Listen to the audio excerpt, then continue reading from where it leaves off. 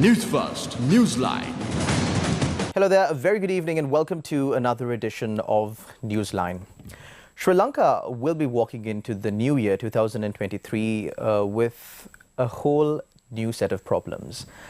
Beginning with is the new income tax that will come into effect in January. The bill has been passed, the law has been made, and now the tax will come into effect in January. Also, Sri Lankans will have to face a new electricity tariff hike, according to the Minister of Power and Energy. However, there are those who dispute this as to if an electricity tariff hike can be implemented by the government unanimously without the concurrence of the regulator, the NewslineSL. However, judging by the situation right now, Sri Lankans will be facing a little bit more tougher times ahead, as was predicted by many given the economic downturn that Sri Lanka faced during this year. Now, to discuss these matters and more, we've got on our show this evening Professor Lakshman Vatawala. He's a former chairman of the BOI and also a former Director General of the BOI, and he's currently the president of the Institute of Certified Management Accountants of Sri Lanka. A very good evening, Professor, and welcome to the show. Good evening, Shalan. Professor, first of all, a Merry Christmas to you. We celebrated Christmas yesterday. Of course, a new year is coming around, and as I said before, Sri Lankans are heading into a little bit of tough times ahead. But of course, there are statements being made by the government saying that the people in Sri Lanka are not taxed enough, right? But is it really the case? Is the problem that the people are not taxed enough in the country, or is it that the government just spends too much? What is your opinion on this? Thanks, Shalan, for the invitation, and let me also wish you a Merry Christmas and a happy and prosperous New Year. I don't know, now it is the real season, and whether the audience that we are talking of are really interested of talking very much on economy, because there may be not too many good things. Because when you're enjoying yourself, I don't know whether you should really speak of these things and maybe take them at a time. But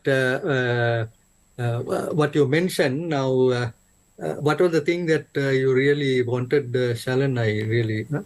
Professor, there are those who say in government saying that Sri Lankans have not been taxed enough for so long. Right. They say that the tax rate was so low, the tax net was not in the right place, and that is why these new taxes have been imposed. But is the real issue people not being taxed enough, or is it the fact that the government just spends too much? I think a lot of things have been spoken of taxation, because I think we have had a very, very good method of taxation. We have had very, very good methods of taxation and also collecting taxes. But at one time, they really let go all the taxes that were to be collected. And what point of time was this, Professor, if I can just interrupt you there? This was, I don't really have the year, but I think 2019. Oh, recently, after the election of the new government. Right, understood, so, Professor. Because you see, one of the things that I want to stress here is that we can give many promises, but you see, for promises to be fulfilled, one has to know how you are going to do it. First thing is, if it is an economic matter, then you should be able to tell if we are going to reduce our taxes, then there will be loss of income. Then if that is the case, how are we going to balance our budget? But unfortunately, in Sri Lanka, promises are there and we implement them, but there is no one responsible for it.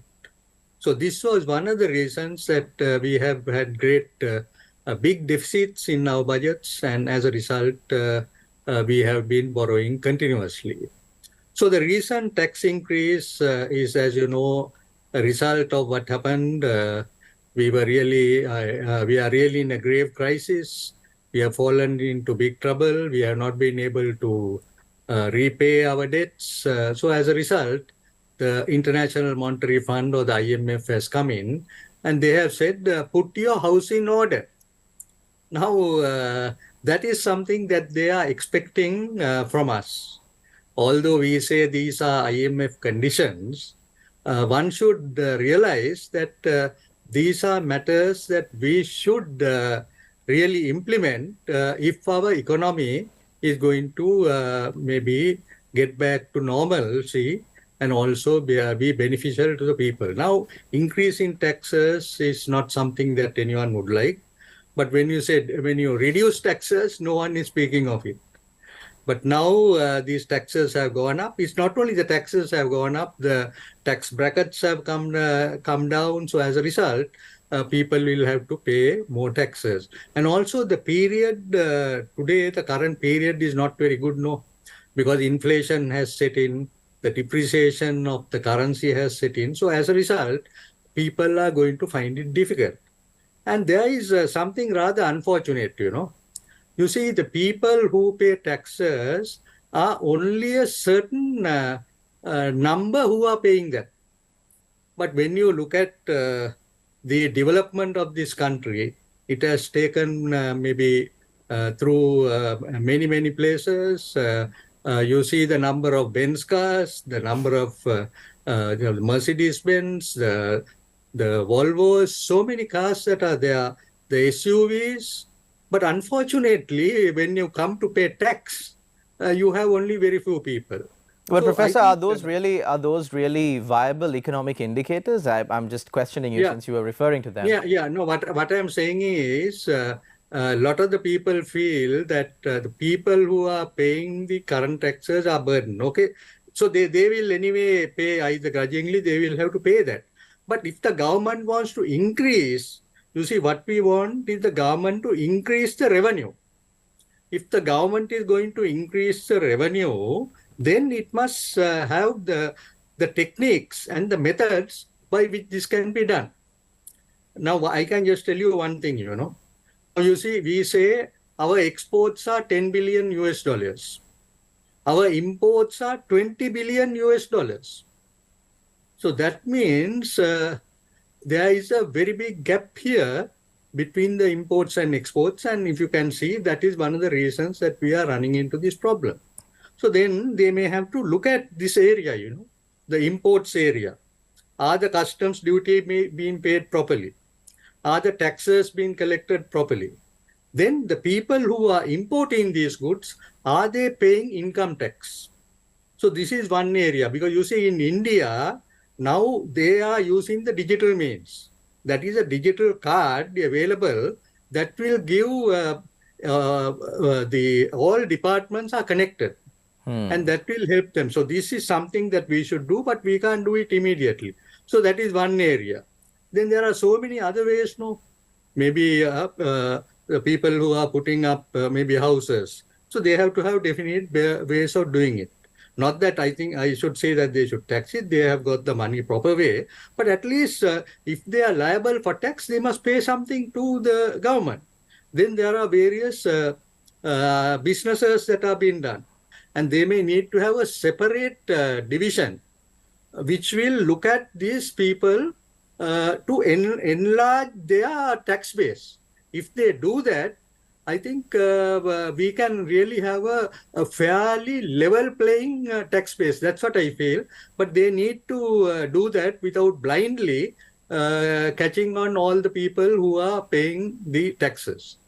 So, Professor, is it your opinion that currently this new tax bracket that has been introduced and the slight increase in or increase in taxes that have been introduced will only affect a certain few people who have already been taxed or who have already been paying taxes for the longest period of time, and that certain people who've evaded paying taxes will continue to do so? Is that what you're saying, Professor? No, of course, now with the slabs being brought down, there would be an additional number that will come into it, you know.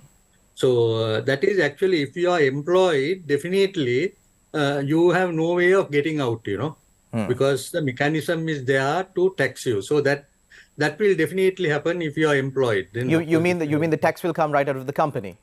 Yeah. The company will have to do it. Otherwise, they will have a problem. But then there are others, you know. The others who, that mechanism is not there at the moment. So that they will be earning certain sums of money, and then how one can really be able to keep track of those things. So this is something that the department and the government should really look into, because this has been always been said by various people, but I think we need to work out a mechanism how this could be done, and maybe some easy methods of collection, because too many complicated means. If you say pay tax, then it is deducted and sent. Then you don't have to thereafter again send returns and other things. Then there'll be a problem. But you see now, even the dividend, of course, they are going to tax. So that is also liable. But I would say that that can be taxed. But they may also need to give certain concessions to the senior citizens. Now, senior citizens are people who are not having any income. No, they have put their money in fixed deposits, and depending on that for their income. Now, drugs have gone up, so many expenses. So I think this is a difficult time for everyone. But so everyone must realize this, and we should get this. As much as people are angry about the increase in taxes, like you said before, when taxes are reduced, nobody says anything. So similarly, when taxes are increased, people get angry because at the end of the day, it's tapping into their pocket, it's tapping into their purchasing power. And like you quite rightly mentioned, the inflation and all of these issues are only aggravating the situation. But another thing that the people are really concerned about and are really worried about, and is also affecting the people's willingness to pay these taxes, is the fact that there doesn't really seem to be cutting off of expenses on the part of the government. I think these matters were discussed even during the lead up to the budget that was recently passed in Parliament. For example, the expenditure that has been allocated for defence alone is higher than both education and health combined. And the logic of doing this. So do you think that come the next year, now that the budget proposal has already been passed, that the government will at least implement some sort of fiscal discipline in how they spend? Now what we find is that government may have some reluctance, But even if the International Monetary Fund, if they are going to roll out the money that they have promised, then the government will need to do this, and this will have to be made mandatory, because today one of the biggest expenditure is all the government departments. So I feel that currently the mechanism has not been put into force, where the secretaries of ministries are told that they are responsible for the financing of their departments.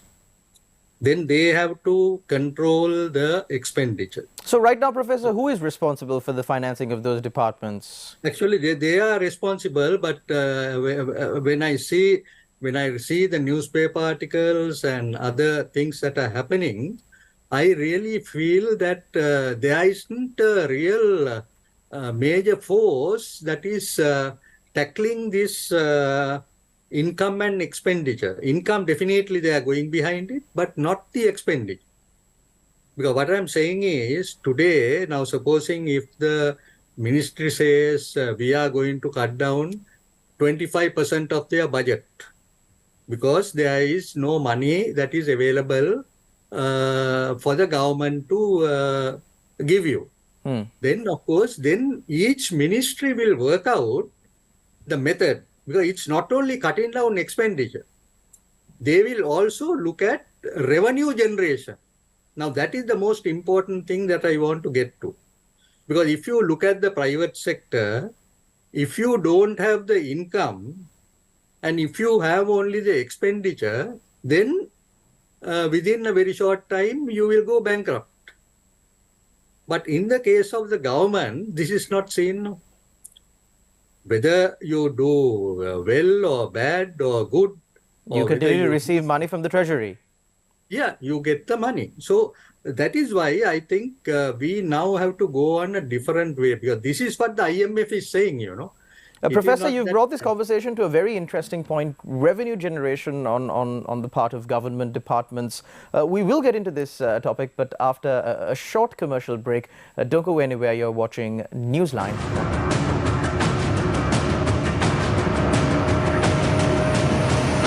Newsfirst, Newsline. 18 years since Boxing Day tsunami, events held across the island to remember the lives lost.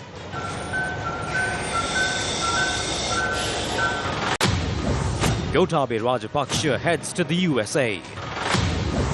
Coal shipment to arrive on the 5th of January was the coal not procured on time because of the electricity mafia. ගල්ලංගුරු මිලදී ගැනීම වලින් අයින් වෙලා පෞද්ගලික විදුලි බලාගාර මගින් විදුලිය මිලදී ගන්න. විදුලිවල මණ්ඩලයේ සම්පූර්ණයෙන්ම පෞද්ගලීකරණය කරලීමේ අනාගත සැලසුමේ පියවර තමයි මේ ගන්න කියන එක ඉතාමත් පැහැදිලි. Problems when purchasing medicines, a revelation by trade unions. School student kidnapped and beaten in Polonnaruwa.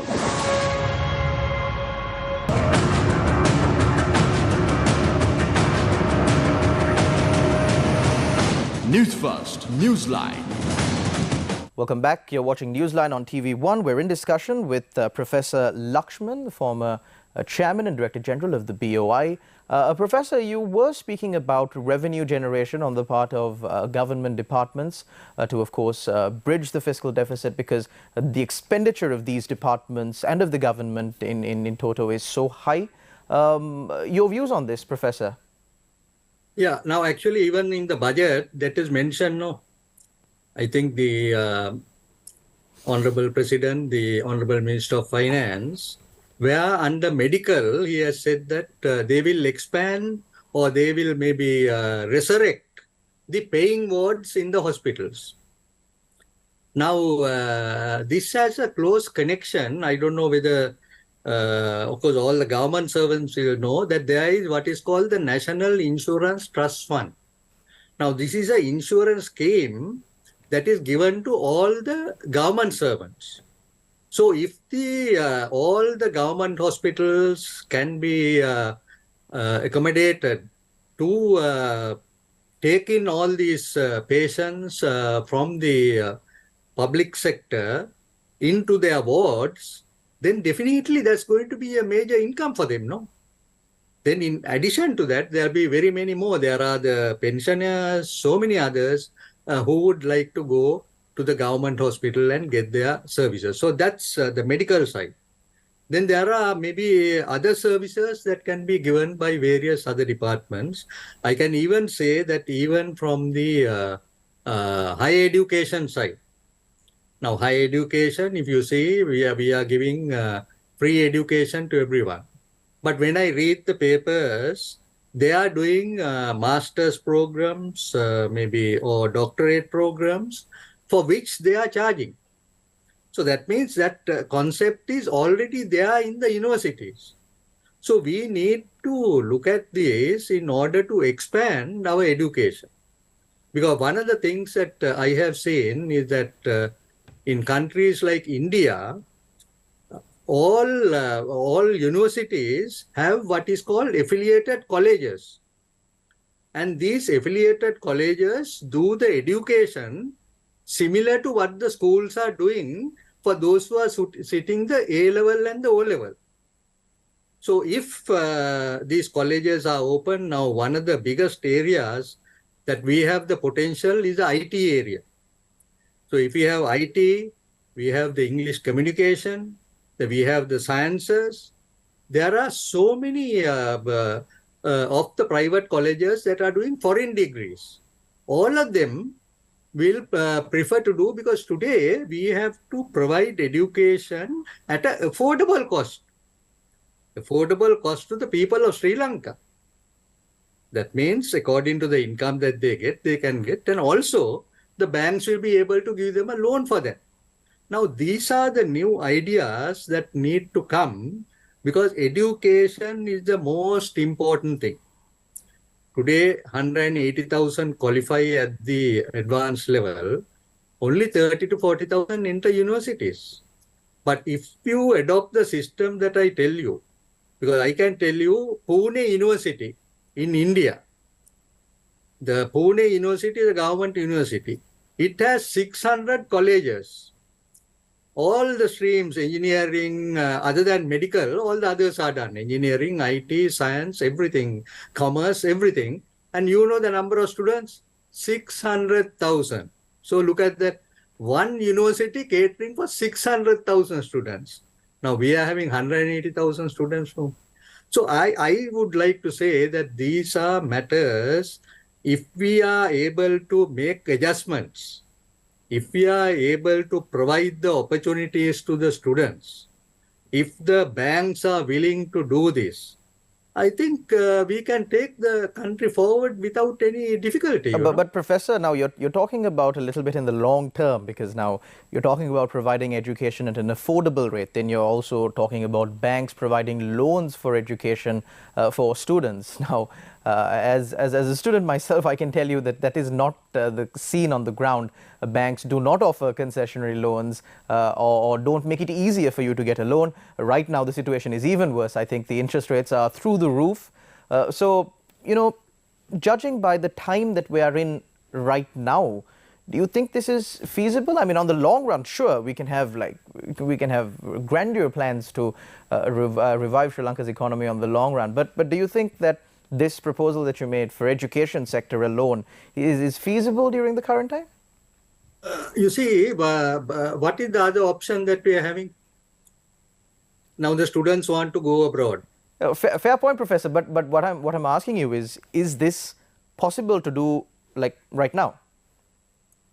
I think there is nothing impossible, you know, because you see, if I study and if I am able to get through my degree and also get the skills, I can even go overseas, you know, because that is what we have to think. No, you see, if I have no opportunity in Sri Lanka, I will go overseas. I just give you one example. Now, you told that I was a former chairman of the BOI. Now, you know, the foreign investors want to come to Sri Lanka. But one of the reasons, main reasons, is the skills are not available. Now, if you look at India, if you look at Bangalore, if you look at Hyderabad, if you look at Delhi, if you look at Ahmedabad, all these cities have developed because of the IT. Now, supposing if we have, say, maybe 1,000 or 10,000 IT graduates in Sri Lanka, you know, all these foreigners will come to Sri Lanka, you know. We don't have to sell our land. You see, we are giving them the knowledge economy. They will come, they will set up their projects. Then we will export from here, we will earn the foreign exchange. And our graduates and others who have got these qualifications will be earning good money. Professor, so are you proposing a liberalization of Sri Lanka's education sector? Because I think that has been in the discussions or in the pipelines for the longest amount of time. Say, for example, even private medical colleges in Sri Lanka. But every time that something is done to that end, to liberalize and open up Sri Lanka's education sector, protests erupt, and then sometimes even the people who brought that change start coming onto the streets with those who are protesting to undo those changes. I don't want to talk of the medical sector because currently all the other sectors are open. You see, I know that people are scared to talk because when I say I am charging something, people will protest. But actually, when we see how countries have developed, how people have gained, why are people going overseas? No, because these are things that we have to know, especially in this current situation. We have to think out of the box. We have to look at how other countries have succeeded. Because this is the last chance we have, Because from what I can see, we are going down further and further. Very many people have not understood the grave problem that our country is in. Because you see, if we are unable to import things, then we should be able to grow it here. But then we also need certain foreign exchange. We also need foreign exchange. A lot of the foreign exchange is going maybe for the fuel and of course the generation of power coal. So these are areas that are there, but we need to concentrate. We need to look at the key areas. What are the key areas that have to be solved in this country if we are to come out of this crisis? Because that is the only way that we can do it. Because if we can protest, we can do. Because I am talking not as a person who is only a person theoretician. I sacrificed 20 years to serve the public sector, not on maybe on a contract basis, but I have seen that the public sector can be made very efficient. Only they need the right leadership. We have to give them the right technology. I can just give you one example. In 1977, when we opened the economy, and then we permitted foreign banks to come into this country. What did everyone say? That the local banks, the two public sector banks, the People's Bank and the Bank of Ceylon, will have to close down. But what happened? They did a major thing. In fact, they did it before India. They started computerizing the banks. The trade unions came and supported it because I was also chairman of People's Bank. I know how they came and supported us. They of course said, please give them some special allowances, but they were all given. But they supported it. So I think at this juncture, if we are able to give the real meaning of what we are doing, the people will support us. Because as a result, these banks, I'm telling you, because those days when you go to a bank, the dingy condition it is, hundreds of books on top. You can't see the clerk. But today, look at how fine they are. You see, you must get a good environment, Now that really has taken. So I think we can't always say no, because I was a person who was able to do this because we knew that we could take it forward. We could do various changes. We could improve the productivity. Because I can tell you one example. I was once a chairman of the Ceylon Leather Products Corporation. There we had a major problem. That was always a loss-making corporation. Never made a profit, And they were making all the shoes for the armed services and the police. Then we brought in new technology. The Unido came in. Unido came in, gave us the technology, and we started the production where earlier we used to do 50 pairs. We now used to do 250 pairs a day. And immediately the productivity went up, the efficiency went up, the whole thing changed, So Sri Lanka, we need to do that. I think the other way is the digitalization. Professor Lakshman, of course, quite rightly, like you said, we need the support of everyone at this juncture of time. And I believe you also indicated that to get the support of everyone, you need to reveal to them the true situation, and people need to understand the gravity of this situation. And then, as you said, people will rally around the development drive or the drive to revive Sri Lanka's economy. Professor Lakshman, of course, there is much to discuss on this topic. However, time is limited and we've come to the end of this program. Thank you very much, Professor Lakshman Vatawala, for accepting our invitation and coming up on Newsline to educate the general public on these matters. Of course, like Professor Lakshman quite rightly pointed out, this is the season of joy and the season of giving, and these matters, well, they may not be appealing to the general public, but however, the facts still remain. We are heading into another tough year, 2023, and I wish the best of luck to each and every one of our viewers. Thank you very much for watching. Until we meet again, take care and God bless. Thank you, Shalan. I do hope that we will be able to make a new turn in 2023 and we'll be able to discuss further at that time. Okay? Definitely, Professor. You will be invited more often on our show then as well. Thank you very much, Professor. Thank you very much to all our viewers. Bye. Have a great day.